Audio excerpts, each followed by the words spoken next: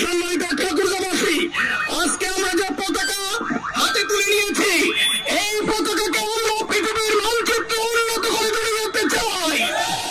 এই পতাকাকে আমরা অনুরোধ করতে চাই। আগামী দিনে আমাদের প্রিয় মাতৃভূমি এবং আমাদের ঠাকুরগাঁওকে আমরা দুর্নীতি মুক্ত করতে চাই, সন্ত্রাস মুক্ত করতে চাই, চাঁদাবাজ মুক্ত করতে চাই, উন্নত এবং সমৃদ্ধ নিরাপদ ঠাকুরগাঁও করতে চাই। এই ক্ষেত্রে ঠাকুরগাঁও আপামর জনতা আমরা সহযোগিতা চাই। আগামী দিনে যদি আমরা দুর্নীতি মুক্ত বাংলাদেশ করতে পারি, আগামী দিনে যদি আমরা সন্ত্রাস মুক্ত বাংলাদেশ করতে পারি, তাহলে অবশ্যই এই ঠাকুরগাঁও বাংলাদেশের মানচিত্রে একটি উন্নত ঠাকুরগাঁয়ে পরিণত হবে।